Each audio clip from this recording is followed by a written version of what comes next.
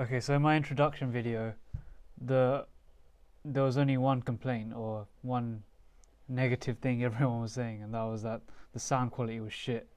So I got this cheap microphone, and it's a lot better. And thanks for that. I mean, it was pretty obvious, but this makes such a big difference.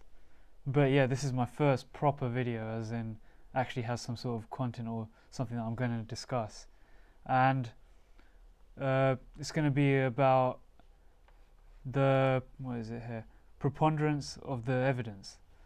And so the reason I'm doing this is because yesterday on Reddit I saw an article about a Yale student who got kicked out of Yale about 3 months before he was about to graduate. Also the captain of the basketball team, because some girl he slept with about a year before that claimed to have been raped, and the reason he was kicked out was because for some reason universities do their own rulings, and it's done on preponderance of evidence.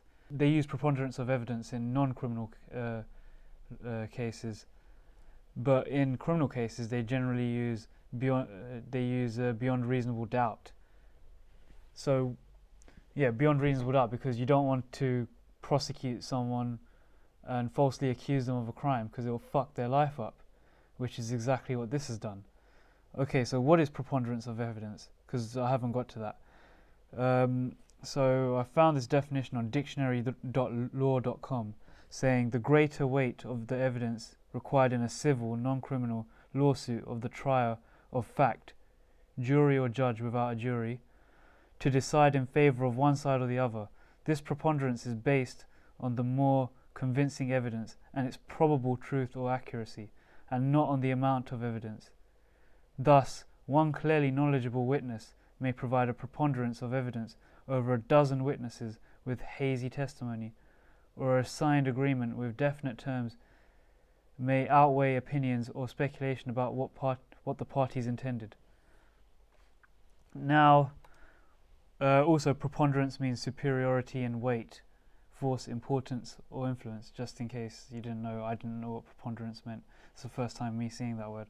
So basically, what it's saying is that if it seems more likely that it happened than it didn't, then you're guilty. Which is fucking ridiculous, because it's basically, yeah, some people are saying it's guilty until proven innocent, but it's not quite that. It's like saying that it's right in the middle, basically, but obviously on these campuses it's swayed because of what they define rape to be.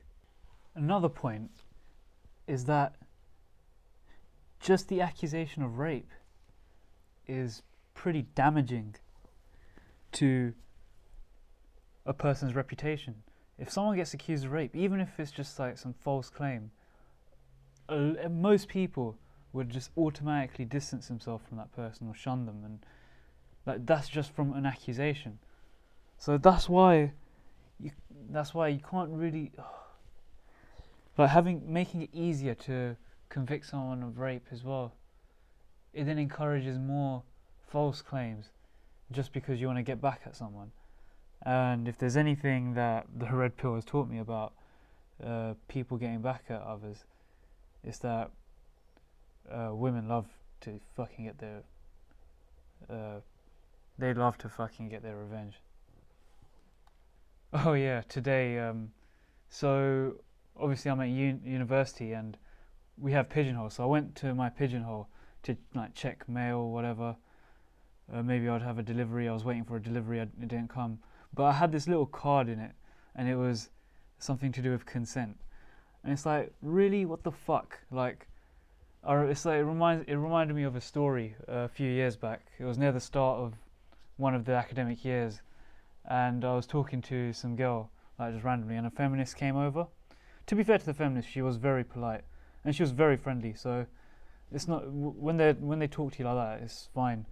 And basically, she was talking about consent and blah blah blah, and said her thing, and I was like, whatever. And the thing I took away from it is that they introduced consent classes this year.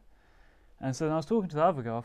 I said to her, "Isn't that a bit patronising to guys that we don't know when someone else is consenting and like is a willing partner in this act?" And she's like, "No, I think it's a necessary thing." I was like, mind blown kind of thing, that like the average girl thought, oh, consent is necessary, a consent class is necessary, because us guys will just rape everyone because we don't know better. But that's a bit beside the point. But not really, because they see us as like, well, not they see us, but like the way it's seen in these court cases is that, oh, you're automatically guilty, even though with preponderance of evidence it should really be 50-50. But even in 50-50, there's going to be so many, even if it was 50-50, let's give it benefit of the doubt, it's 50-50, and like there's slightly more evidence going one way, but you're going to get so many wrong convictions. And fair enough, like if it was likely to have happened, then rape is a serious thing. So like, yeah, they're gonna have to be on the same campus for ages. Well, not for ages, but like for the remaining course of the year. So let's just say it did happen, and in a court of law, there wasn't enough evidence. But by preponderance of the evidence, it was, yeah, you're guilty of rape. Then you can't just fucking kick the guy out. But I can understand there being some sort of safeguards in place, but you can't punish the guy because, oh fucking hell, that's just fucking stupid. I can accept if they were to somehow, not quite a restraining order, but somehow manage to keep them like at a distance somehow. But that was just when I saw this preponderance of evidence, I was like, what the fuck? Like seriously, like why are they doing this? Like, oh fuck me.